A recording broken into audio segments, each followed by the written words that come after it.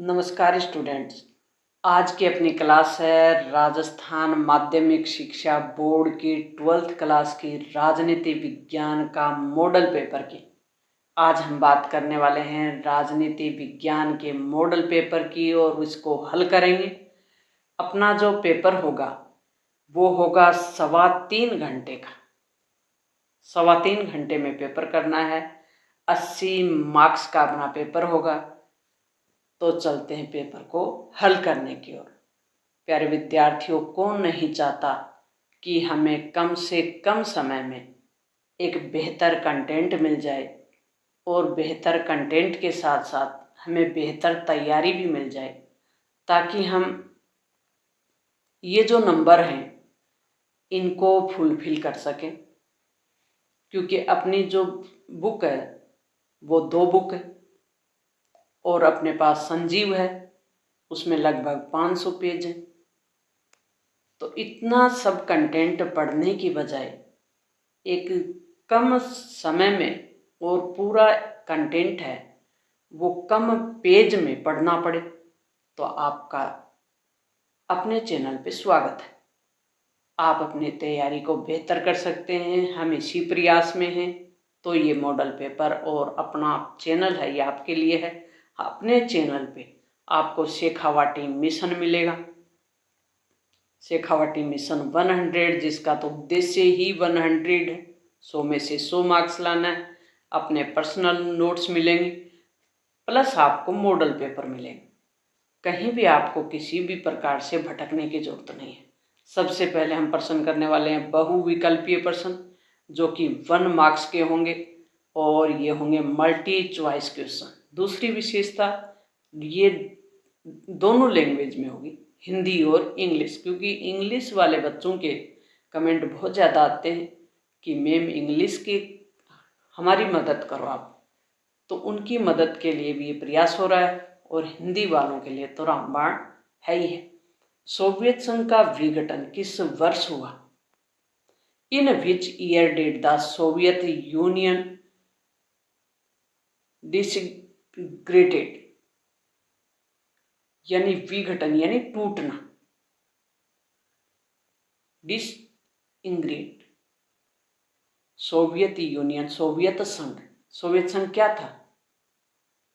15 राज्यों का एक संघ बना हुआ था और ये एक महाशक्ति के रूप में उभरा था और अमेरिका से प्रतिद्वंदी था। तो एक ध्रुव, कहने का मतलब एक ध्रुव के रूप में सोवियत संघ का विघटन हो जाता है। कहने का मतलब सोवियत संघ की जो विचारधारा थी समाजवादी, सोवियत गणराज्य या कहें कि साम्यवादी जो विचारधारा थी वो कमजोर पड़ जाती है 1991 में।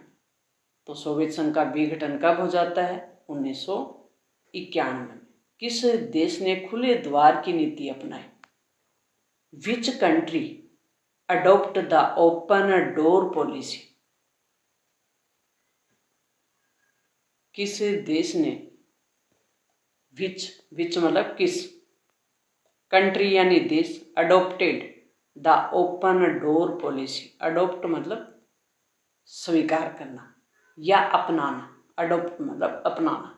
भारत, चीन, जापान या अमेरिका, किसने अपनाई थी? चीन ने अपनाई थी ओपन डोर पॉलिसी। तो इसका मतलब ओपन यानी खुले द्वार की नीति। तो इसका मतलब इसके द्वार की नीति क्या थी? पहले बंद थी, तभी इसने खुले द्वार की अपनाई, बिल्कुल बंद थी। चीन था वो साम्यवादी देश, तो वर्तमान में भी है, लेकिन उस समय इसकी उदारवादी नीतियां नहीं थी, पूंजीवादी नीतियां नहीं थी, तो खुले द्वार की नीति नहीं थी। पहले ये पूरी तरह से राज्य नियंत्रित अर्थव्यवस्था थी, बंद थी, बाद में से खुला गया, तो इसे ओपन द्वार की नीति कहते हैं। भारत आसियान मुक्त व्यापार क्षेत्र व्यवस्था कब लागू हुई? When was the Indian Asian free trade agreement implemented? कब इम्प्लीमेंट किया गया इसको? 2005, 10, 2000, कब किया गया? 2010 में। भारत और आसियान मुक्त व्यापार। आसियान क्या है? दक्षिणी पूर्वी एशियाई देशों का 10 देशों का समूह है, जिसके साथ भारत ने मुक्त व्यापार की व्यवस्था कब लागू की? 2010 में। फरक्का जल संधि भारत और किस देश के बीच हुई थी? Farakka water treaty was signed between India and which country? भारत और किस देश के बीच हुई? तो भारत नेपाल के बीच, भूटान के बीच, चीन के बीच या बांग्लादेश के बीच? तो भारत और बांग्लादेश के बीच ये संधि हुई थी, फरक्का जल संधि। गंगा नदी पे बना हुआ बांध है एक फरक्का, उसको कहते हैं। बांग्लादेश किस वर्ष स्वतंत्र हुआ? In which year did Bangladesh gain independence? Gain मतलब प्राप्त करना। 1971 में। बांग्लादेश को कब स्वतंत्र करवाया गया था? 1971 में। इसमें भारत की बहुत बड़ी भूमिका थी। कहने का मतलब 1971 संयुक्त राष्ट्र सुरक्षा परिषद में स्थायी सदस्य, ये 1971 इसका उत्तर है। संयुक्त राष्ट्र सुरक्षा परिषद में स्थायी सदस्यों की संख्या कितनी है? How many permanent members are there in the United Nation security council? सुरक्षा परिषद कितने हैं स्थायी सदस्य? 5 है।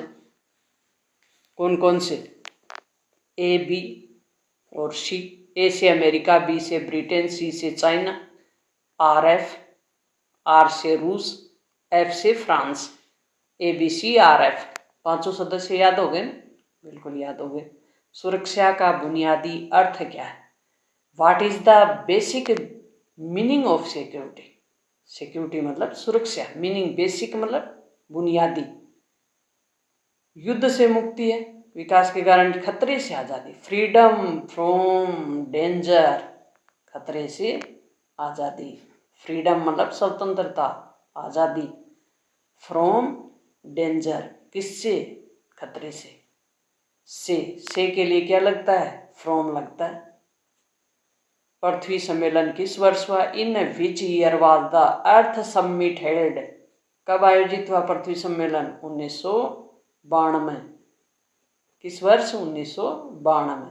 भारत की स्वतंत्रता के समय देशी रियासतों की संख्या कितनी थी? How many princely state? Princely मतलब राजाओं के स्टेट, राजाओं के राज्य, देशी राज्य कहते हैं उनको। राजाओं के राज्य थे जहाँ राजा शासन करते थे।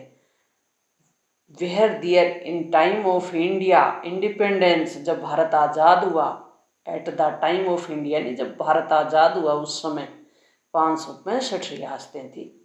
565 राजाओं के अपने अपने क्षेत्र थे, एरिया थे, उनको कहते थे देशी रियासतें। और वहाँ राजा शासन करते थे, जनता का शासन नहीं था।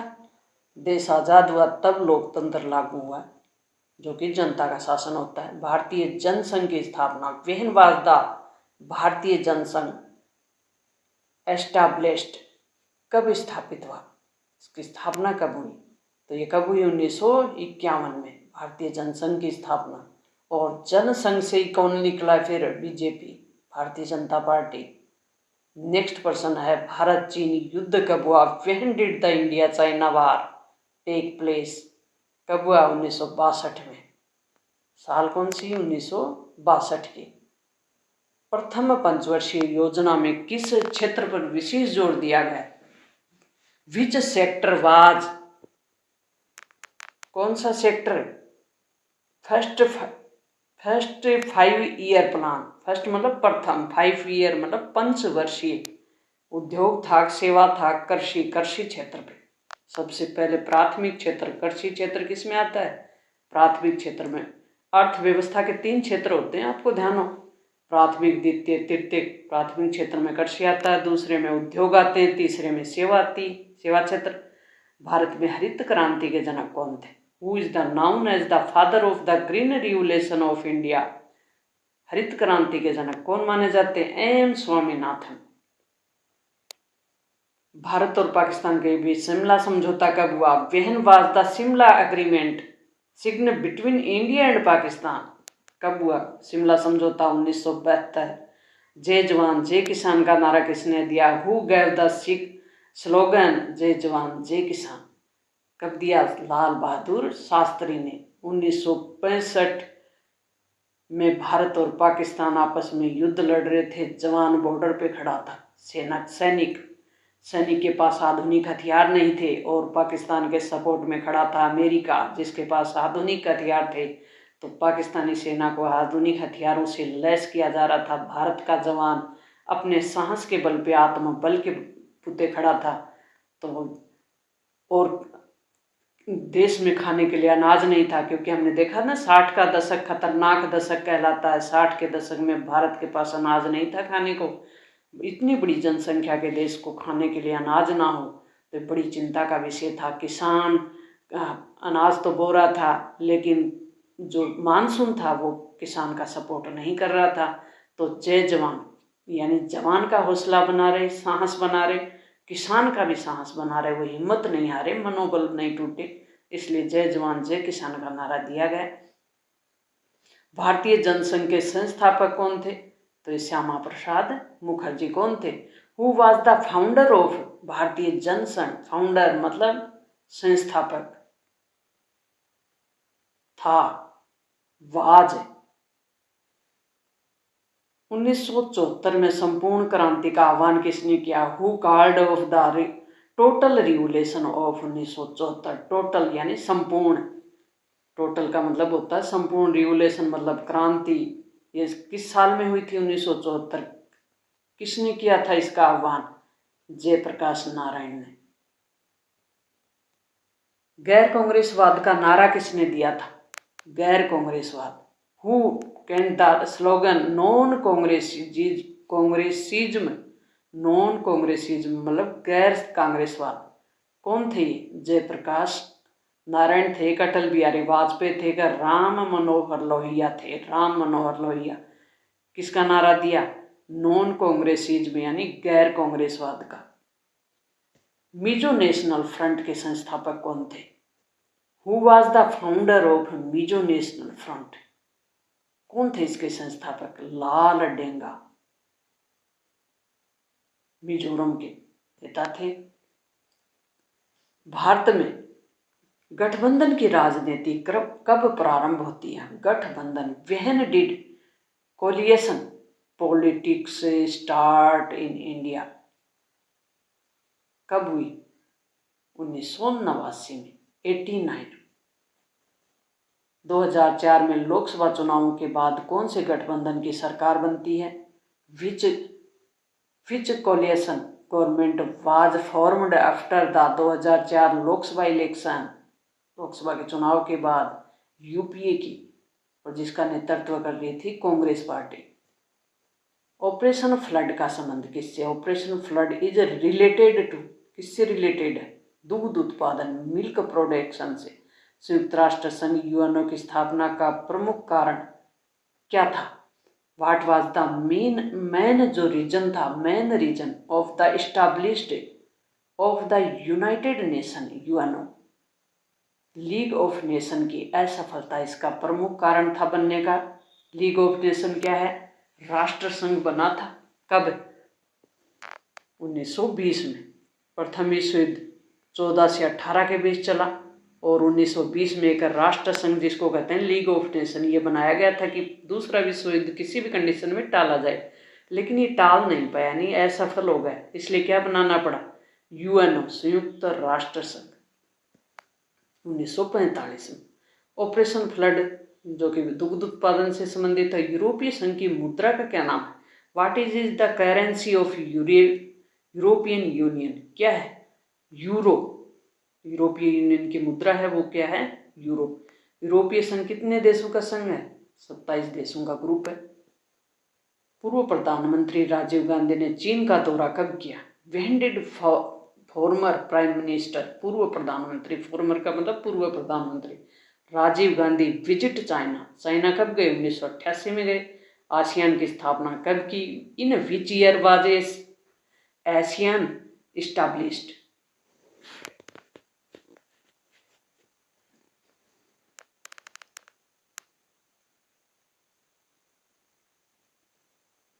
नेक्स्ट प्रश्न है, दक्षिणी एशिया में जातीय संघर्ष से जूझने वाला देश कौन सा है?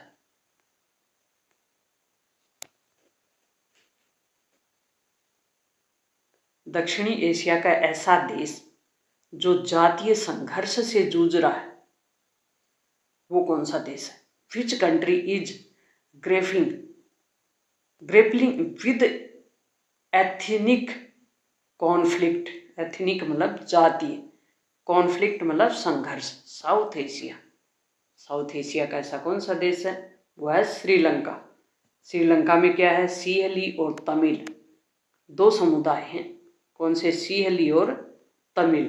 तमिल जो कि भारत से ही गए हुए हैं और एक आतंकवादी ग्रुप बना रखा है इन्होंने। क्यों बना लिया? क्योंकि जब संविधान लागू हुआ श्रीलंका का, तब जो सिंहली लोग हैं इनका धर्म है बौद्ध और इन लोगों को विशेष अधिकार दे दिए गए। तमिलों को उन अधिकारों से वंचित रख दिया गया।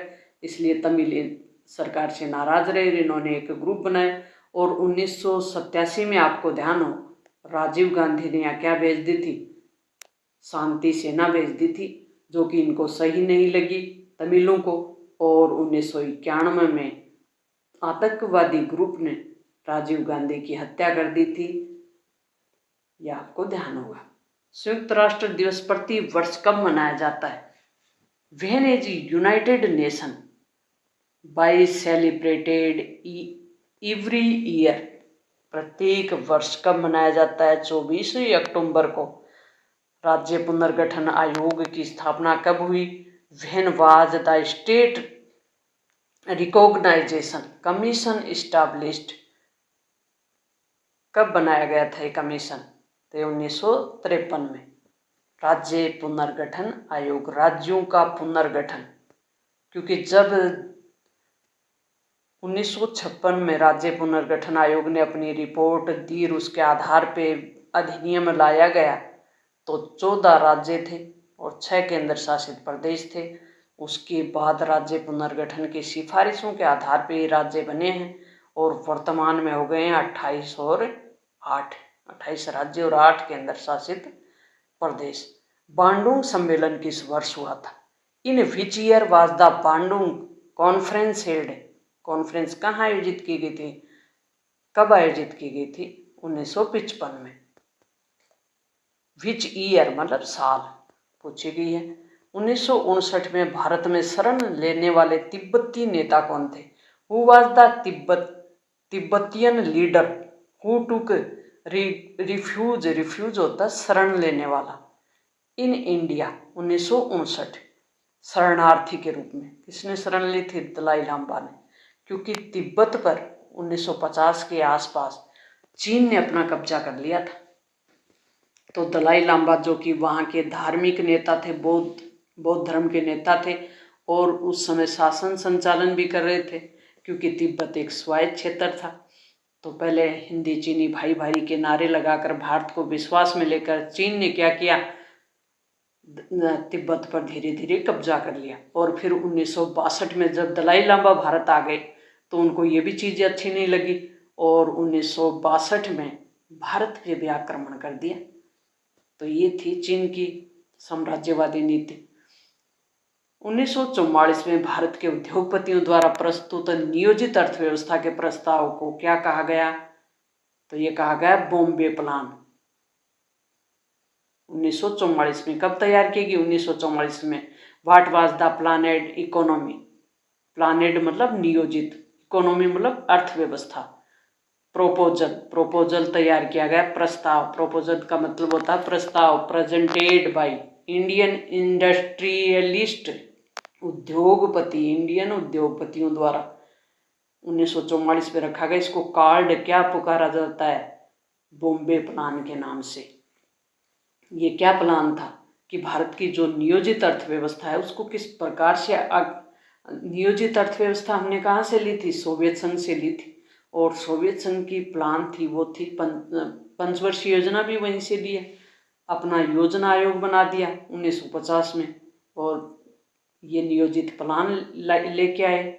उससे पहले 1944 में इन उद्योगपतियों ने भी दी थी और पंडित नेहरू ने मिश्रित मॉडल अपनाया, क्योंकि हमारे देश की परिस्थितियों के अनुसार पूंजीवाद पूरी तरह से सेट नहीं हो रहा था और समाजवाद भी, जो कि सोवियत संघ का मॉडल था, वो भी पूरी तरह से सेट नहीं हो रहा था तो हमने मिला जुला अपने देश की परिस्थितियों के अनुसार मॉडल अपना मिश्रित अर्थव्यवस्था का। भारत और सोवियत संघ के बीच 20 वर्षीय मैत्री संधि कब हुई? When was the 20-year treaty of friendship sign between India और सोवियत यूनियन? 1971 में हुई थी शांति और मैत्री संधि। गरीबी हटाओ का नारा है वो किस वर्ष दिया था? In which year was the slogan गरीबी हटाओ गिवन? कब दिया गया? गिवन मतलब दिया गया। 1971 के चुनावों के समय इंदिरा गांधी देश की प्रधानमंत्री बनी थी बाद में, उनके द्वारा ये नारा दिया गया था। प्रथम पंचवर्षीय योजना कब हुई थी? गरीबी हटाओ का नारा क्यों देना पड़ा इंदिरा गांधी को? क्योंकि जो विपक्ष था, जो 1967 के चुनाव परिणाम 9 राज्यों में पूर्ण बहुमत की सरकार नहीं बन पाई थी। केंद्र में तो बन गई थी, लेकिन राज्यों में 9 राज्यों में कांग्रेस अपनी पार्टी की सरकार नहीं बना पाई। और तो कुछ तो वो चुनाव जो परिणाम थे वो पक्ष में नहीं थे, क्योंकि 1966 में इंदिरा गांधी प्रधानमंत्री बनी थी। अब फिर राष्ट्रपति चुनाव होते 1969 में, 69 में, और 1969 में राष्ट्रपति चुनाव के उम्मीदवार होते हैं नीलम संजीव रेड्डी, पार्टी उम्मीदवार, सरकार कहने का मतलब आधिकारिक उम्मीदवार, और इंदिरा गांधी सपोर्ट कर देती हैं वीवी गिरी को, और वीवी गिरी जी राष्ट्रपति बन जाते हैं। तो जो सिंडिकेट के नेता थे, कांग्रेस के अंदर प्रभावशाली नेता थे, उनको कहा जाता था सिंडिकेट, जिसमें मोरारजी देसाई के, कामराज जैसे प्रमुख नेता थे। और वो सिंडिकेट नेता अभी नाराज चल रहे थे। तो और विपक्ष भी अब मजबूत होता जा रहा था। विपक्ष कह रहा था इंदिरा हटाओ, तो इंदिरा गांधी ने कहा कि गरीबी हटाओ, तो इंदिरा गांधी ने नारा दे दिया गरीबी हटाओ। प्रथम पंचवर्षीय योजना कब शुरू हुई? When did the 5-year plan start? कब हुई? 1951 में। कब होती है? 1951 में। 1950 में योजना आयोग बनता है, 51 में पहली प्लान शुरू हो जाती है। पहली प्लान में जोर किस पे दिया जाता है? कृषि पे। द्रविड़ आंदोलन के प्रणेता कौन थे? Periyar, EV Ramasamy Periyar. Who was the leader of the Dravid movement? Movement का मतलब होता है आंदोलन, द्रविड़ मतलब तमिल भाषा का शब्द है। बामसेफ का गठन कब हुआ? When was BAMCEF formed? कब हुआ इसका गठन? तो ये हुआ 1978 में। आसियान क्षेत्रीय मंच ARF की स्थापना किस वर्ष हुई? In which year was the ASEAN regional forum? क्षेत्रीय, रीजनल का मतलब क्षेत्रीय, ARF जिसको बोलते हैं स्टैब्लिश्ड 1994 में। ये वो प्रश्न हैं जो गत परीक्षाओं में पूछे हुए भी हैं, वेरी मोस्ट इम्पोर्टेंट भी हैं। तो इन प्रश्नों को आप पढ़कर पूरे में से पूरे स्कोर बना सकते हैं। नेक्स्ट अपना प्रश्न है कि 1994 में, हाँ ये उसका आंसर है 7 पार्टी अलायंस किस देश से संबंधित है? 7 party alliance is related in which country? किस कंट्री से संबंधित है? तो ये नेपाल की प्रमुख पार्टी है। लाल बहादुर शास्त्री की मृत्यु के बाद उनके उत्तराधिकारी के लिए किसके बीच मुकाबला हुआ था? आफ्टर लाल बहादुर शास्त्री, आफ्टर मतलब बाद में, हु कॉन्टेस्ट मतलब प्रतियोगिता, टू बिकम हिज सेक्यूसोर मतलब उत्तराधिकारी, सुसेसोर उत्तराधिकारी के लिए मोरारजी देसाई और इंदिरा गांधी के बीच मंडल आयोग ने पिछड़ी जातियों के लिए कितने प्रतिशत आरक्षण की सिफारिश की थी? What percentage of reservation did the Mandal commission? Mandal commission मतलब मंडल आयोग रिकमेंडेड ऑफ OBC? कितने प्रतिशत? 27% आरक्षण की बात कही थी। विश्व व्यापार संगठन WTO when was the world trade organization established? World मतलब विश्व, ट्रेड मतलब व्यापार, ऑर्गेनाइजेशन मतलब संगठन। 1995 जनवरी 1995 में बना था ये संगठन? क्वाटो प्रोटोकॉल किस वर्ष पारित हुआ? In which year was the Kyoto protocol adopted? 1997। Kyoto क्या है? जापान का शहर है। प्रोटोकॉल का मतलब होता है एक प्रकार की संधि, तो इसी शहर के नाम पे इसको कहते हैं क्वाटो प्रोटोकॉल। 1997 क्वाटो के से शुरू होता है और इसका उद्देश्य भी क्या था इस सम्मेलन का? कार्बन घटाओ, कार्बन उत्सर्जन को कम करना इसका प्रमुख उद्देश्य था। भारत ने नई आर्थिक नीति कब अपनाई? When did the Indian adopt the new economy policy? 1991।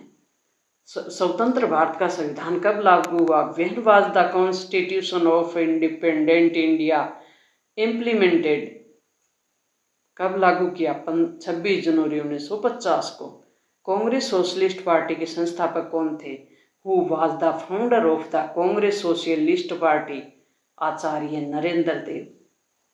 दूसरी पंचवर्षीय योजना कब शुरू हुई? When did the second 5 year plan start? Start मतलब शुरू होना। कब हुई थी? 1956 में, 5 साल बाद। 51 के 5 साल बाद 56 में। भारत ने पहला परमाणु परीक्षण कब किया? When did the Indian conduct first nuclear test? पहला न्यूक्लियर टेस्ट कब किया? 1974 में। स्वतंत्र भारत के बाद कांग्रेस का पहला चुनाव चिन्ह क्या था? तो 2 बैलों की जोड़ी। Election symbol of the Congress after independence? स्वतंत्रता के बाद। गैर कांग्रेसवाद का नारा किसने दिया था? राम मनोहर लोहिया ने। ऑपरेशन ब्लू स्टार का संबंध किससे है? Operation blue star is related to which state? State मतलब राज्य, पंजाब से। ऑपरेशन ब्लू स्टार एक सैनिक जो ऑपरेशन था उसका कुट नाम था ब्लू स्टार, जो कि अमृतसर पंजाब में स्वर्ण मंदिर में आतंकवादी छुप गए थे और उनके विरुद्ध सेना का एक ऑपरेशन था, उसका कुट नाम दिया गया था ऑपरेशन ब्लू स्टार। 1989 में गठित मोर्चा सरकार का नेतृत्व किसने किया? Who lead the national front government formed in 1989? नेतृत्व किसने किया? वीपी सिंह ने। शॉक थेरेपी क्या है? What is the shock therapy? तो ये एक इकोनॉमिक मॉडल है, आर्थिक मॉडल है।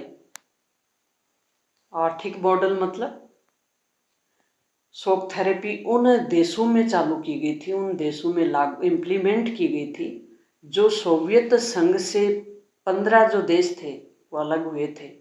इन देशों में पहले समाजवादी प्रणाली थी, साम्यवादी प्रणाली थी। अब इन देशों ने उदारवादी और पूंजीवादी, जो कि अमेरिकी प्रणाली थी, अमेरिकी आर्थिक मॉडल था, पूंजीवाद उदारवाद, इसको अपनाया। तो औने पौने दामों में जो सरकारी प्रॉपर्टी थी उसको निजी हाथों में भेज दिया गया। यानी पूंजीवाद में होता है क्या? निजीकरण ज़्यादा होता है, तो निजी लोगों को, तो ये सबसे बड़ी गैराज सेल के रूप में औने पौने दाम यानी बहुत सस्ते, तो सबसे बड़ी गैराज सेल के रूप में भी प्रसिद्ध हुई शॉक थेरेपी। आघात पहुंचाकर उपचार करना इसका शाब्दिक अर्थ होता है। साफ्टा किससे संबंधित है? South Asian free trade area is related to which group? SAARC से संबंधित है। दक्षिण एशिया क्षेत्रीय सहयोग संगठन इसका पूरा नाम है। 2 जून 2014 को भारत का नया राज्य कौन सा बना था? Which new state was formed in India 2 जून 2014? कौन सा बना था? तेलंगाना बना था, आंध्र प्रदेश से अलग हुआ। और आंध्र प्रदेश वो पहला राज्य था जो भाषा के आधार पर बना था। भारत के पहले मुख्य चुनाव आयुक्त कौन थे? Who was the Indian first chief election commissioner? Election commission ने कमिश्नर कौन थे? सुकुमार सेन। 25 जनवरी 1950 को क्या बना दिया गया? चुनाव आयोग बना दिया था। और चुनाव आयोग को जिम्मेदारी दे दी कि भारत में क्या कराने हैं आपको? निष्पक्ष चुनाव करवाने। किस पद्धति से? सार्वभौमिक वयस्क निर्वाचन प्रणाली से, जिसमें 21 वर्ष का प्रत्येक मतदाता, चाहे वो किसी भी जाति धर्म लिंग वंश का क्यों ना हो, भारत में वोट देने का अधिकार रखेगा। उन तक चुनाव आयोग को पहुंचना, क्योंकि उस समय संचार के वो साधन नहीं हुआ करते थे, तो प्रत्येक व्यक्ति को, सिर्फ 15% लोग ही क्या थे, साक्षर थे, उनको ये समझाना कि इस प्रकार की चुनाव पद्धति से हम चुनाव करवाएंगे और आपको लोकसभा के लिए 489 कैंडिडेट सेलेक्ट करने हैं और लगभग 3200 विधायक चुनने। तो लोकसभा और राज्यसभा दोनों राज्यों की विधानसभा, कहने का मतलब लोकसभा और राज्यों की विधानसभा दोनों के एक साथ चुनाव करवाने थे और जनता तक ये बात पहुंचाना बड़ा ही मुश्किल था चुनाव आयोग के लिए। लेकिन तत्कालीन मुख्य निर्वाचन आयुक्त सुकुमार सेन ने ये संदेह, जो कि विश्व के देश संदेह कर रहे थे कि भारत जैसे असाक्षर देश में, इतने बड़े इतने बड़े देश में जिसने लोकतांत्रिक शासन प्रणाली अपनाई है, सार्वभौमिक वयस्क मतदान पद्धति अपनाई, यानी सबको मत देने का अधिकार दिया है, यहाँ सफल हो ही नहीं सकती। लेकिन सुकुमार सेन वो निर्वाचन आयुक्त थे जिन्होंने इस चुनाव पद्धति को पूरी तरह से साबित कर दिया और भारत का लोकतंत्र आज तक भी जिंदा है। तो एक सफल चुनाव करवा कर इन्होंने साबित कर दिया था।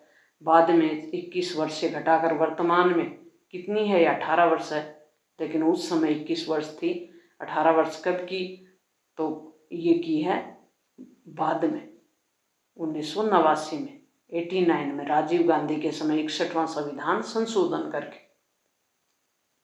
दक्षिणपंथी विचारधारा किस पे आधारित होती है, तो यह खुली प्रतिस्पर्धा, right wing ideology is based on what, खुली प्रतिस्पर्धा, free competition and market economy.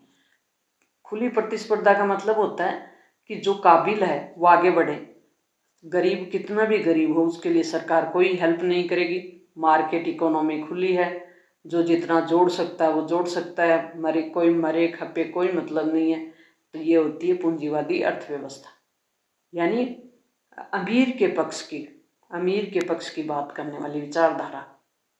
भारतीय विदेश नीति के जनक कौन मान जाते हैं, who is considered the father of Indian foreign policy, Indian foreign policy की फादर कौन है, पंडित जवाहरलाल नेहरू, जो कि प्रथम प्रधानमंत्री भी थे और विदेश मंत्री भी यही थे। आया राम गया राम का संबंध किससे है, तो ये किससे, व्हाट डज द फ्रेज आया राम गया राम, यानी ये जो विचार अवधारणा, कहने का मतलब दल बदल से संबंधित है, हॉर्स ट्रेडिंग से। मंडल आयोग के अध्यक्ष कौन थे, हॉर्स ट्रेडिंग मतलब ये जो नेता थे ये हरियाणा के नेता थे और 1967 की बात है, 1967 की, जिसमें 9 राज्यों में पूर्ण बहुमत की सरकार कांग्रेस की नहीं बन पाई थी। इससे पहले जितने भी चुनाव हुए, प्रथम आम चुनाव, द्वितीय आम चुनाव, तृतीय आम चुनाव तक, कांग्रेस केंद्र और राज्य दोनों जगह अपनी ही सरकार बना रही थी, एक ही पार्टी की सरकार बन रही थी, यानी विपक्ष उस समय तक मजबूत नहीं हो पाया था। पार्टियां बहुत थी, बहुदलीय व्यवस्था है भारत में, एक दलीय व्यवस्था तो है नहीं। तो मैक्सिको की पार्टी से इस चैप्टर में तुलना की गई है, तो मैक्सिको की तरह हमारे भारत में एक ही पार्टी सिस्टम नहीं था, बहुदलीय व्यवस्था थी। लेकिन क्या कि कांग्रेस पार्टी वो पार्टी थी जो किसी समय 1885 से लेकर भारत की स्वतंत्रता का आंदोलन भी ये लोग लड़ रहे थे, तो लोगों के सामने ये बहुत बड़ा विकल्प था और इनका नेतृत्व भी बेहतर था, इसलिए कांग्रेस पार्टी को एक बड़ा जन समर्थन मिला हुआ था। तो 1967 तक केंद्र और राज्य दोनों जगह, केंद्र कांग्रेस की ही सरकार थी, लेकिन 1967 में 9 में नहीं मिला, जिसमें हरियाणा भी एक प्रमुख था, राजस्थान भी था। तो हरियाणा के एक नेता थे आया राम, तो ये एक ही दिन में 3 पार्टियां बदल लेते हैं, दल बदल कर लेते हैं, कहने का मतलब लालच वंश। तो इसको कहा गया आया राम गया राम का कॉन्सेप्ट क्लियर हो गया है। मंडल आयोग के अध्यक्ष कौन थे, who was the chairman of the Mandal commission, Mandal commission के अध्यक्ष कौन थे, चेयरमैन कौन थे, बीपी मंडल, बिंदेश्वरी प्रसाद मंडल पूरा नाम था इनका। भाग्यवधु से चिर प्रतीक्षित भेंट ये किसने कहा था, तो ये कहा था पंडित जवाहरलाल नेहरू ने। कहाँ पे, संविधान सभा में बोलते हुए। जब देश आज़ाद हुआ 14 और 15 अगस्त की मध्य रात्रि को पंडित जवाहरलाल नेहरू ने कहा था कि चिर प्रतिष्ठित भाग्यवधु से, यानी हम आज़ाद हो गए हैं, जो हमने सोचा था। लेकिन साथ ही भारत का विभाजन भी दुखदायी था। उस समय बड़े स्तर पे भारत से पाकिस्तान और पाकिस्तान से लोग भारत आ रहे थे। स्वतंत्र भारत के पहले शिक्षा मंत्री कौन थे? Who was the first education minister of independent India? मौलाना अब्दुल कलाम आज़ाद। 1971 में भारत पाकिस्तान युद्ध के बाद किस नए देश का जन्म हुआ? तो ये हुआ था बांग्लादेश का। Which new country was created of the 1971 Bharat Pak वार? 1971 के लोकसभा चुनाव में कांग्रेस को कितनी सीटें मिली थी? तो ये मिली सीट 352। भारत में पहली गैर कांग्रेसी सरकार किस राज्य में बनी थी? केरल में। लेकिन इस सरकार को जल्दी ही गिरा दिया गया अनुच्छेद 356 का प्रयोग करके। किसी भी राज्य में राष्ट्रपति शासन लगाने के लिए इस अनुच्छेद का प्रयोग किया जाता है, अनुच्छेद 356 का। सबसे पहले यह प्रयोग किया गया केरल में। गैर कांग्रेसी सरकार मतलब कांग्रेस के अलावा किस दल की सरकार बनी थी? CPI, communist party of India, साम्यवादी दल है। असम गण परिषद किस राज्य की क्षेत्रीय पार्टी है? तो ये किसकी है? असम की। रिक्त स्थानों की पूर्ति के लिए संयुक्त राष्ट्र दिवस है वो प्रतिवर्ष 24 अक्टूबर को इस प्रकार से बनने आएंगे। राज्य पुनर्गठन आयोग की स्थापना 53 सीमांत गांधी के नाम से प्रसिद्ध खान अब्दुल गफार खान, ये नाम हमें इस रिक्त स्थान में भरना पड़ेगा। स्वतंत्र भारत के पहले आम चुनाव कब हुए? तो 1952 में हुए। इकोनॉमी ऑफ परफॉर्मेंस के लेखक कौन से? JC कुमारप्पा हैं। बांडुंग सम्मेलन बेलग्रेड में आयोजित हुआ था। कब हुआ था? 1955 में हुआ। तिब्बत के पारंपरिक नेता जो 59 में भारत आए, दलाई लामा। 44 में उद्योगपतियों का एक प्रस्ताव क्या कहलाया? मुंबई प्लान। भारत और संयुक्त राष्ट्र संघ सोवियत संघ के बीच 20 वर्षीय संधि 71 में। गरीबी हटाओ का नारा किसने दिया? इंदिरा गांधी ने 1971 में। प्रथम पंचवर्षीय योजना कब शुरू हुई? 1951 में। द्रविड़ आंदोलन, रामास्वामी नायकर, बामसेफ, आसियान। तो इस प्रकार से खालिस्तान होंगे। योजना आयोग जो एक संस्था है कब बनी? 1950 में बनी और उसके स्थान पे एक नई संस्था बनी हुई है जो कि जनवरी 2015 में बनी है। उसका नाम है नीति आयोग। इस संस्था के अध्यक्ष होते हैं, वो होता है देश का प्रधानमंत्री। योजना आयोग का भी अध्यक्ष प्रधानमंत्री होता था, नीति आयोग का भी वर्तमान में प्रधानमंत्री ही होता है। भारत ने दूसरा परमाणु परीक्षण 1998 में भारत पाकिस्तान के बीच सिंधु नदी जल संधि संपन्न हुई थी। साल कौन सी? 1960। और किसके सहयोग से? वर्ल्ड बैंक के सहयोग से।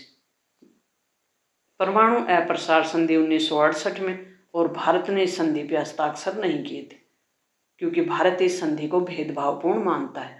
क्योंकि ये वो संधि है जो कहती है कि जिन देशों ने परमाणु परीक्षण कर लिए उनको छोड़कर बाकी सब पर प्रतिबंध लगाया जाएगा। लेकिन भारत का ही पड़ोसी देश है, जैसे चीन है, पाकिस्तान है, दोनों ने परमाणु परीक्षण कर लिए, परमाणु बम बना लिए, तो फिर ये तो भेदभावपूर्ण है। हमें तो अपने जो पड़ोसी देशों के पास परमाणु बम है, भारत के पास नहीं है। तो 1974 में भारत की तत्कालीन प्रधानमंत्री इंदिरा गांधी ने भी राजस्थान के जैसलमेर के पोखरण में क्या कर दिया? पहला परमाणु परीक्षण कर दिया था। और दूसरा कब किया? 1998 में कर दिया। तो भारत ने 2 परमाणु परीक्षण अब तक कर लिए हैं। ऑपरेशन ब्लू स्टार 1984 में हुआ था, अमृतसर पंजाब में। लिट्टे आतंकवादी संगठन कहाँ का है? श्रीलंका का है। नागालैंड को राज्य का दर्जा 1963 में मिला था। मालदीव 1968 में गणतंत्र बना है। पहले क्या था? यहाँ राजतंत्र था। पंचवर्षीय योजना भारी उद्योगों पे कौन सी देती है? जो दूसरी पंचवर्षीय योजना भारी उद्योगों पे जोर देती है। सुरक्षा की नई अवधारणा कौन सी कहलाती है? गैर परंपरागत, नॉन ट्रेडिशनल जो है वो मानव सुरक्षा पे जोर देती है और ये गैर परंपरागत कहलाती है। वामपंथी विचारधारा किसका पक्ष लेती है, पिछड़े और गरीबों का पक्ष लेने वाली विचारधारा क्या कहलाती है? वामपंथ और दक्षिणपंथ। पीछे पहले बात हम कर ही चुके, वामपंथ दक्षिणपंथ समझ गए ना। पिछड़े वर्ग, कमजोर वर्ग की हिमायती विचारधारा वो वामपंथ है। अमीर और धनी वर्ग की हिमायती है वो पूंजीपति यानी दक्षिणपंथ है। बांग्लादेश किस नीति का हिस्सा है? भारत की लुक ईस्ट नीति का हिस्सा है, जो कि किसको जोड़ता है? दक्षिणी पूर्वी एशिया के देशों को से जोड़ता है भारत को। उसका लुक ईस्ट यानी पूर्व की ओर देखो। आजकल इस नीति का नाम हो गया है एक्ट ईस्ट यानी पूर्व की ओर चलो या एक्शन लो। कहने का मतलब largest country of south Asia, largest country सबसे बड़ी कंट्री है दक्षिण एशिया की, वो कौन है? भारत है। भारत में अनुसूचित जनजातियों को आदिवासी के नाम से जाना जाता है। लोक दल का गठन चौधरी चरण सिंह ने किया था। भारत में ऊर्जा संरक्षण अधिनियम 2001 में पारित किया गया था। Energy conservation act was passed in India in year 2001। विश्व व्यापार संगठन की स्थापना 1995, क्वाटो प्रोटोकॉल 1997, भारत की नई आर्थिक नीति 1991, स्वतंत्र भारत का संविधान किस तिथि से लागू हुआ था? तो ये जो आपके लिए तैयार है पीडीएफ पूरी तरह से, इसको डाउनलोड कर। मैनकाइंड और जन के संस्थापक Ram Manohar Lohia, who was the founder of Mankind and Jan. इसे डाउनलोड करें और आराम से पढ़ें। South Asian Association for Regional Corporation. शरणार्थी जो व्यक्ति प्राकृतिक आपदा, युद्ध और राजनीतिक उत्पीड़न के कारण अपना देश छोड़ने को मजबूर होता है, उसको क्या कहते हैं? शरणार्थी। और प्रवासी किसको कहते हैं? जो रोजगार के लिए किसी दूसरे देश में जाए उसको कहते हैं प्रवासी, यानी इसको अंग्रेजी में कहते हैं रिफ्यूजी। भारत में पवन वन प्रांतर क्या है?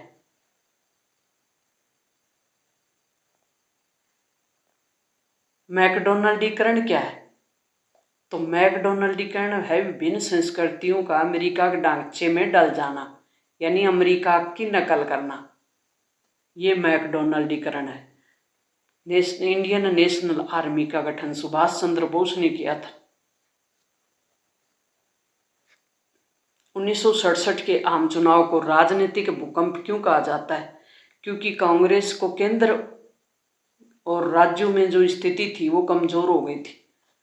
आशू क्या है? सम स्टूडेंट यूनियन है और इसकी मांग क्या है? ये चाहते हैं कि बाहर के जो भी लोग हैं उनको निकाला जाए, विदेशी जो भी लोग हैं उनको भी बाहर असम से निकाला जाना चाहिए।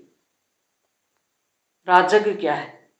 रा से राष्ट्रीय, जैसे जनतांत्रिक और गैसे गठबंधन। एनडीए का नाम है हिंदी का, एनडीए नेशनल डेमोक्रेटिक अलायंस का।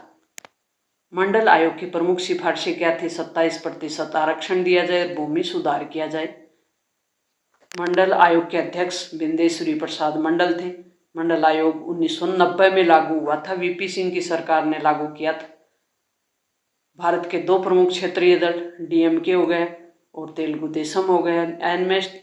एमनेस्टी इंटरनेशनल क्या है? मानव अधिकारों के लिए कार्य करने वाला एक संगठन है। सिंडिकेट कांग्रेस के अंदर ही ताकतवर नेताओं का समूह था। प्रीप्यूअर्स, राजाओं को जो विशेष अधिकार मिल रहे थे उनको कहते हैं प्रीप्यूअर्स। अब ये क्या थे भाई? जब देश आज़ाद हुआ तो 565 राजा थे और इनकी अपनी रियासतें थी। इन राजाओं को एक करना, भारत को एक करना यानी राष्ट्र का एकीकरण करना बहुत मुश्किल था। तो राजाओं को कहा गया कि आपको क्या देंगे? विशेष हम तनख्वाह देंगे, घर बैठे आप अपनी सब चीज़ें रखो, हम आपके हाथी घोड़ा कुछ नहीं ले रहे, महल नहीं ले रहे, आप सिर्फ एक हो जाओ, आप राजतंत्र को छोड़ दो और लोकतंत्र को अपना लो, यानी डेमोक्रेसी में आ जाओ। तो राजाओं को डेमोक्रेसी में लाने के लिए प्रीप्यूअर्स दिया गया था। और 1971 में जब इंदिरा गांधी की सरकार बनी पूर्ण बहुमत से, तब इंदिरा गांधी एक विधेयक लेके आई और ये प्रीप्यूअर्स यानी राजाओं के जो विशेष अधिकार थे वो खत्म कर दिया। तो ये 1971 में खत्म किए गए थे प्रीप्यूअर्स। गठबंधन सरकार क्या होती है? जब किसी भी पार्टी को पूर्ण बहुमत नहीं मिल पाता तो वो दूसरी पार्टियों के साथ मिलकर गठबंधन बनाती है। भारत में गठबंधन सरकारों के प्रमुख कारण क्या है? पूर्ण बहुमत नहीं मिलना और क्षेत्रीय दलों का वर्चस्व बढ़ना। यानी जो क्षेत्रीय दल हैं, क्षेत्र विशेष पे काम करने वाले, अब वो केंद्र की सरकार में भागीदारी निभाना चाहते हैं तो वो भी अब अपना वर्चस्व दिखाते हैं। क्षेत्रवाद क्या है? जब पूरे देश के हित की बजाय किसी क्षेत्र विशेष के हित को प्राथमिकता दी जाए। ह्यूमन राइट वॉच क्या? अमेरिका का मानवाधिकार संस्थान है। यूएनईपी क्या है? संयुक्त राष्ट्र संघ की पर्यावरण संरक्षण से संबंधित काम करने वाली एजेंसी है UNEP, United Nation environment programme है। भारत पाकिस्तान के बीच तनाव के प्रमुख मुद्दे कौन से हैं? एक तो सीमा विवाद है जो रेड क्लिफ रेखा है, जम्मू कश्मीर जो कि देश आज़ाद हुआ तभी से समस्याग्रस्त है, आतंकवाद को पाकिस्तान सपोर्ट करता है, ये भी प्रमुख कारण है, जल विवाद, सिंधु नदी जल विवाद, और 5 नदियां और भी उनसे संबंधित भी विवाद है जो कि सिंधु नदी तंत्र का हिस्सा है और पंजाब से होकर गुजरती है। 5 नदियों का स्थल पंजाब। तिब्बती धर्मगुरु 1959 में भारत आए। उत्तर दिन दिन बढ़ता जाए और दक्षिण दिन दिन घटता जाए। भारत के मैप में आपने देखा होगा उत्तर भारत के बारे में कहा गया है कि दिन दिन बढ़ता जाए। कौन से आंदोलन में नारा लगाया गया था? द्रविड़ आंदोलन में। भारत में मध्यावधि चुनाव कब हुए? 1980 में। और स्वायत्तता की मांग का दशक कौन सा दशक कहलाता है? 1980 का दशक कहलाता है। पर्यावरण संरक्षण को राजनीतिक रूप कब दिया गया? 1960 के दशक में। When was the environmental protection given political significance? आप्रवासी किसे कहते हैं? जो रोजगार के लिए दूसरे देश जाते हैं। भारत पाकिस्तान के बीच कारगिल युद्ध कब हुआ था? 1999 में। वर्ल्ड सोशल फोरम क्या है? वैश्वीकरण का विरोध करने वाली एक अंतर्राष्ट्रीय संस्था है। वर्ल्ड सोशल फोरम सुरक्षा का बुनियादी अर्थ है freedom from danger. Kyoto protocol का लक्ष्य कार्बन उत्सर्जन को घटाना। दूसरी पंचवर्षीय योजना की योजनाकार कौन थे? मोहलनविश थे, पीसी मोहलनविश। राजनीतिक दलों को मान्यता कौन देता है? भारत में चुनाव आयोग देता है। वीटो पावर क्या होती है? मना करने की पावर होती है। वीटो पावर किसके पास है? संयुक्त राष्ट्र संघ के 5 जो स्थायी सदस्य है ना, ऊपर मैंने बताया 5 स्थायी सदस्य कौन से, उनके पास वीटो पावर है। पंचवर्षीय समझौता, पंचशील समझौता क्या है? भारत और चीन के बीच 1954 में हुआ था। पंचशील मतलब 5 आचरण, आचरण के 5 नियम, 5 लोग, और फिर व्यवहार यानी आचरण करेंगे तो 5 नियमों का ध्यान रखेंगे, वो कहलाते हैं पंचशील समझौता। 1954 में हुआ था। ताशकंद समझौता 1966 में हुआ भारत और पाकिस्तान के बीच। Between which countries was the Tashkent agreement of 1966। स्वतंत्रता के बाद कांग्रेस का पहला विभाजन 1969 में। कांग्रेस विभाजन के प्रमुख कारण क्या थे? राष्ट्रपति का चुनाव, वो मैंने बता दिया ऊपर, इंदिरा गांधी की समाजवादी नीतियां और सिंडिकेट जो कि कांग्रेस के अंदर ही क्या था, एक प्रभावशाली नेताओं का ग्रुप था, उसके बीच और इंदिरा गांधी के बीच तनाव। 1971 में 5वें आम चुनाव में कांग्रेस की जीत के कौन से 2 कारण थे? तो इंदिरा गांधी का प्रभावशाली व्यक्तित्व और गरीबी हटाओ का नारा। 1971 में कौन से आम चुनाव हुए? 5वें। किसके? लोकसभा के। अलगाववाद क्या है? राष्ट्र से अलग होने का भाव हो तो उसको कहते हैं अलगाववाद। भारत में लंबे समय तक एक ही पार्टी का वर्चस्व रहा, क्या कारण था? कांग्रेस का स्वतंत्रता आंदोलन के समय नेतृत्व और संगठन भी मजबूत था, जनाधार भी मजबूत था। राजीव गांधी की हत्या कब हुई? 1991। 1984 में कांग्रेस को कितनी सीटें मिली थी लोकसभा में? 415। और इंदिरा गांधी के बाद भारत के प्रधानमंत्री कौन बनते हैं? राजीव गांधी।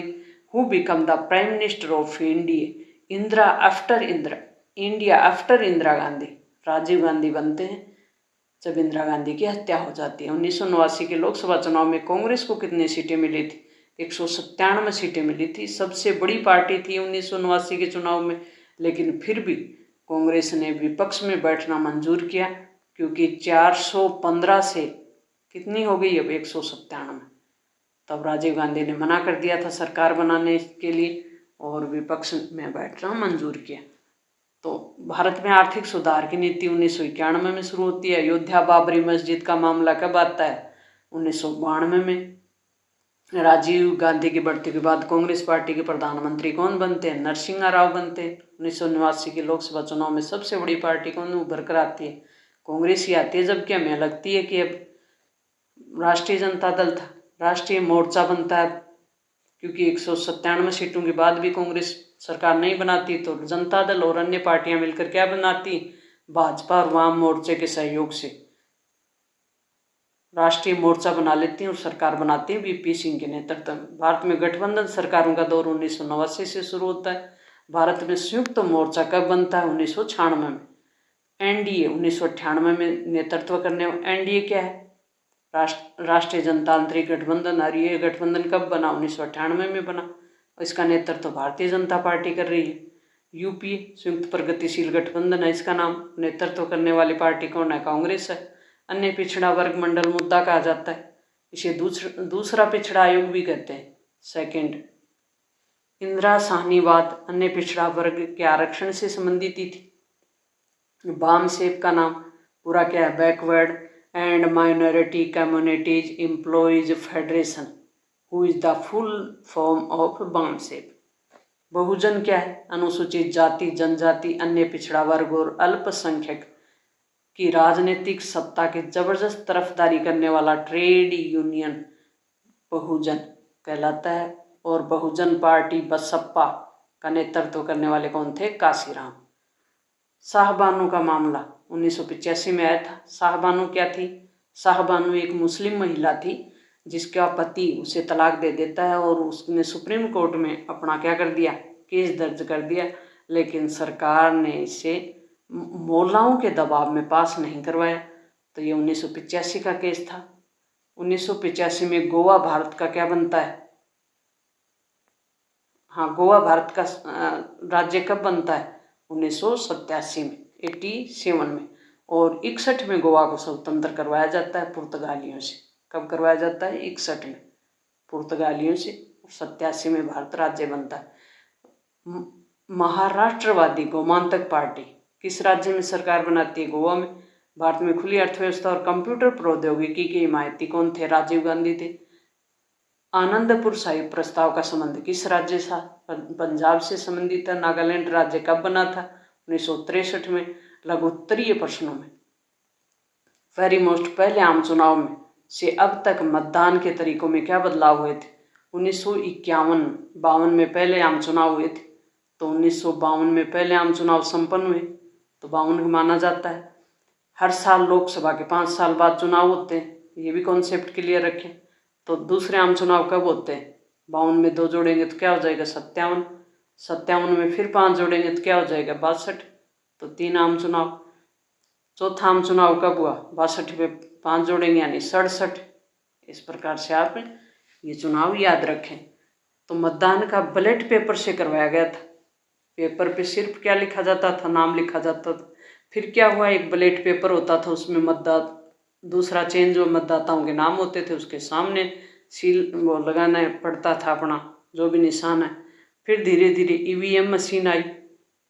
फिर क्या आई? 2004 में ईवीएम पूरे भारत में लागू कर दी थी। फिर वीवीपैट आई 2013 में, जो कि वोट मतदाता जो वोट दे रहा है उसकी पुष्टि कर रही है। इसके लिए भारत में आपातकाल के क्या कारण थे और उसके सबक क्या थे? आपातकाल कब लगाया गया था? 1975 में लगाया था।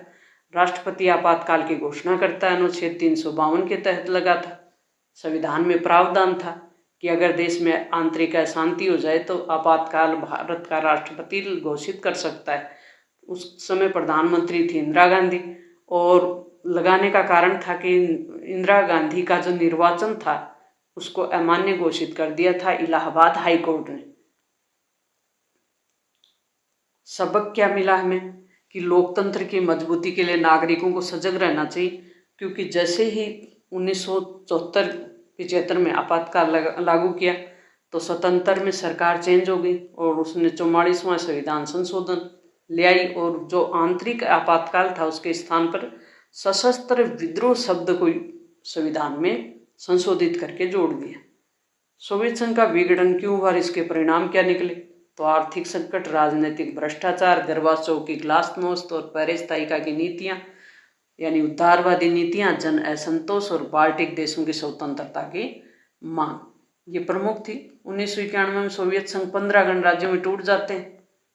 तो ये बड़े प्रश्नों में है। शॉक थेरेपी क्या थी? एक आर्थिक मॉडल था और उन देशों ने अपनाया था। ये मैं पहले ही बता चुकी आपको। वैश्वीकरण क्या है? तो विश्व की अर्थव्यवस्थाओं का आपस में जुड़ने की जो प्रक्रिया है वो वैश्वीकरण कहलाती है। इसमें प्रमुख योगदान प्रौद्योगिकी का होता है, यानी तकनीक का। आपस में अर्थव्यवस्था भी जुड़ती है, यानी आर्थिक पक्ष भी जुड़ते हैं, सांस्कृतिक भी, संस्कृतियां भी जुड़ते हैं, तकनीक भी जुड़ती है, राजनीतिक रूप से भी जुड़ते हैं। और प्रौद्योगिकी, इंटरनेट, मोबाइल का सबसे बड़ा योगदान है। पहले तो ये रेशम मार्ग से जुड़े थे, जो कि लोग पैदल ही जाते थे, लेकिन वर्तमान में तकनीक है वो तेज हो गई है। सकारात्मक और नकारात्मक दोनों ही प्रभाव पड़ते हैं इसके। सकारात्मक क्या पड़ते हैं, पॉजिटिव इफेक्ट क्या पड़ते हैं वैश्वीकरण के, ग्लोबलाइजेशन के? तो ये आर्थिक विकास तेज होता है, फास्टर इकोनॉमिक ग्रोथ होती है, विदेशी निवेश मिलता है, increase in foreign investment, Pragati, technology advancement होता है, सांस्कृतिक यानी कल्चरल एक्सचेंज होता है, सांस्कृतिक आदान प्रदान होता है।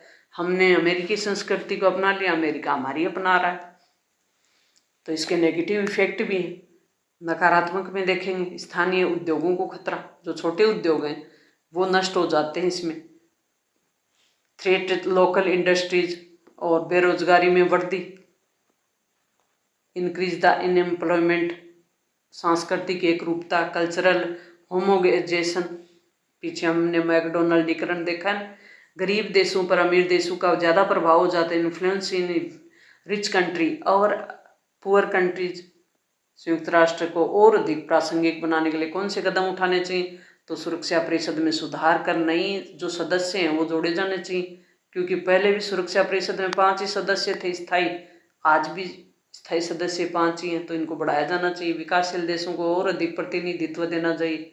डेवलप जो कंट्री बाद में स्वतंत्र हुई हैं 1945 के बाद, उनको और हिस्सेदारी देनी चाहिए। वीटो पावर की समीक्षा होनी चाहिए। 5 ही देशों के पास वीटो पावर है, वो रिव्यू होना चाहिए। शांति रक्षा अभियानों को मजबूत करना चाहिए। पर्यावरण, आतंकवाद, साइबर सुरक्षा जैसे मुद्दों को प्राथमिकता देनी चाहिए। संयुक्त राष्ट्र सुरक्षा परिषद में भारत की स्थायी सदस्यता पर आपत्ति क्यों है? कुछ देश हैं वो आपत्ति करते हैं संयुक्त राष्ट्र सुरक्षा परिषद में स्थायी देश भारत को बनना चाहिए, क्योंकि भारत सबसे बड़ा क्या है, लोकतांत्रिक देश है। भारत ने हमेशा यूनाइटेड नेशन के नियमों का पालन किया है। भारत शांति को विशेष महत्व देता है, शांति और सुरक्षा को। और भी बहुत से ऐसे नियम हैं जो शांति अभियान है संयुक्त राष्ट्र संघ के, उनमें भाग लेता है। अपना योगदान है, आर्थिक योगदान है, वो भी समय पे देता है, लेकिन फिर भी विरोध करते हैं। तो क्या कारण है? कुछ देशों को भारत की बड़ी जो जनसंख्या और सैन्य शक्ति है उसकी चिंता होती है। पाकिस्तान और चीन जैसे पड़ोसी देश हैं, ये भी विरोध करते हैं भारत का। कई देश सुरक्षा परिषद में स्थायी सदस्यों की संख्या बढ़ाने का भी विरोध करते हैं। राजनीतिक कारणों से भी समर्थन सीमित हो जाता है। आसियान पे टिप्पणी लिखी। आसियान क्या है? दक्षिण पूर्व क्षेत्रीय सहयोग संगठन है एक प्रकार से। ये शुरू में 5 देश थे, इम्फिसिंगो, इंडोनेशिया, मलेशिया, फिलीपींस, सिंगापुर और थाईलैंड। 5 देशों का ग्रुप था। वर्तमान में 10 देशों का ग्रुप है। 5 और जुड़ गए थे बाद में इसमें। तो प्रारंभिक सदस्य कितने थे? 5, बाद में 5 और जुड़ गए। टोटल 10 देशों का ग्रुप है। और बैंकॉक घोषणा, थाईलैंड में बैंकॉक घोषणा द्वारा इसका गठन हुआ था। इसका उद्देश्य क्या? आर्थिक, राजनीतिक, सांस्कृतिक सहयोग को बढ़ावा देना। इनहेंस इकोनॉमिक, पॉलिटिकल और कल्चरल कॉरपोरेशन।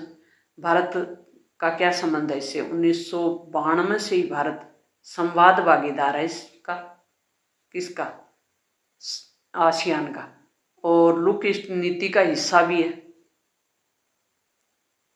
आसियान ने क्षेत्रीय स्थिरता और व्यापार को भी बढ़ावा दिया है और एक उभरता हुआ आर्थिक शक्ति है, कहने का मतलब। यूरोपीय संघ। यूरोपीय संघ क्या है? यूरोपीय संघ की स्थापना 1992 के मास्ट्रिच संधि से हुई थी। संधि का नाम क्या है? Maastricht treaty. 27 देशों का संघ है। ब्रिटेन 2016 में इससे बाहर हो गया था, नहीं तो 28 हो जाते। एकल मुद्रा है इसकी, खुद की अपनी स्ट्रॉन्ग मुद्रा है। इसकी खुली सीमाएं जो कि शिगेन संधि द्वारा तय हुई थी, इसकी एक साझा संसद है, इसका न्यायालय भी है और इसकी अपनी नीतियां हैं। तो ये बहुत बड़ा आर्थिक ताकत है जो कि अमेरिका को चैलेंज कर रहा है। ये विश्व की एक शक्तिशाली आर्थिक और राजनीतिक इकाई है। पूर्ण यूरोपीय संघ, यूरोपीय यूनियन। जनमत की कमजोरी के कारण भारत में एक पार्टी का प्रभुत्व रहा है, इस पर टिप्पणी लिखी। तो स्वतंत्रता के बाद कांग्रेस को व्यापक जन समर्थन मिला, बिल्कुल मिला।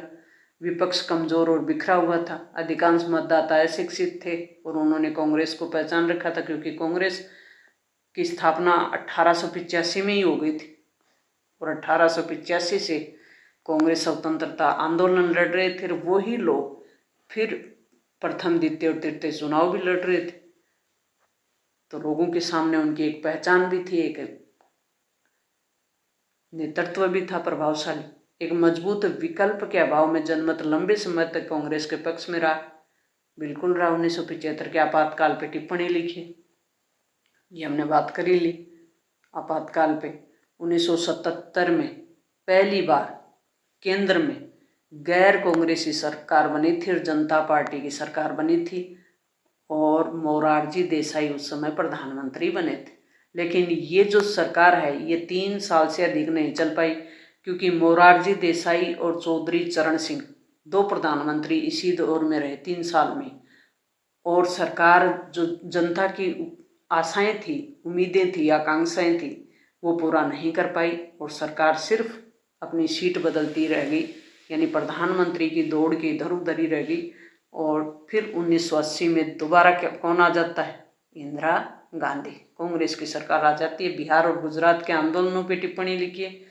1974 में रेल हड़ताल भी होती है भारत में और गुजरात आंदोलन भी होता है। बिहार में छात्रों का आंदोलन भी भ्रष्टाचार और महंगाई के खिलाफ। कारण क्या था? भ्रष्टाचार और महंगाई। बिहार आंदोलन का नेतृत्व जयप्रकाश नारायण कर रहे थे। इन आंदोलनों ने केंद्र सरकार की नीतियों को खुली चुनौती दी और आपातकाल का कारण भी बने। ये भारतीय राजनीति में जन आक्रोश और लोक शक्ति का प्रतीक बन गए थे। सिक्किम का भारत में विलय किस प्रकार होता है? तो सिक्किम पहले भारत का हिस्सा नहीं था, 1975 में बना है, जब आपातकाल लगा उसी समय 22वां राज्य बना भारत का। तो पहले क्या था? राजा चोंग्याल था, राजतंत्र था वहाँ, राजा चोंग्याल का शासन था। भारत ने लोकतांत्रिक तरीके से जनमत संग्रह करवाकर, जनमत संग्रह का मतलब होता है जनता की राय ली जाती है कि आपको किस राज्य के साथ, किस देश के साथ रहना है। तो जनता ने यस कहा कि हमें किसके साथ रहना है? भारत के साथ, और भारत के पक्ष में वोट दिया और भारत का 22वां राज्य बना दिया इंदिरा गांधी ने सिक्किम को। सिक्किम अब भारत का राज्य है। ये भारत की कूटनीतिक और संवैधानिक सफलता थी। आनंदपुर साहिब प्रस्ताव क्या था? तो आनंदपुर साहिब प्रस्ताव 1973 में शिरोमणि अकाली दल, जो कि पंजाब का अकाली दल, पंजाब का एक राजनीतिक दल है, इसने एक राजनीतिक दस्तावेज पारित किया जो कि क्षेत्रीय स्वायत्तता, यानी पूरे देश की नहीं, पूरे देश की बजाय जब किसी क्षेत्र विशेष की बात की जाती है, क्षेत्र विशेष के हित में बात की जाती है, तो उसको कहते हैं क्षेत्रवाद। तो क्षेत्रीय स्वायत्तता की मांग कर रहे थे और सिख समुदाय को और अधिक सामाजिक, आर्थिक और राजनीतिक आकांक्षाओं पर केंद्रित कर रही थी। यानी सिख समुदाय को और अधिक स्वतंत्रता, स्वायत्तता और राजनीतिक अधिकार दिए जाएं। कब लाया गया? 1973 में।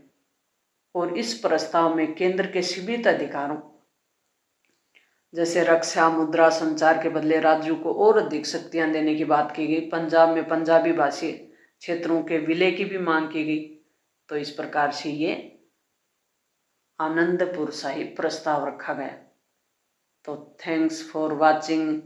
और अपने चैनल पे मुझे उम्मीद है कि ये जो कंटेंट है ये आपके लिए बहुत ही हेल्पफुल साबित हुआ है और आपकी एग्जाम में पूरे में से पूरे मार्क्स दिलाने में सहयोग करेगा।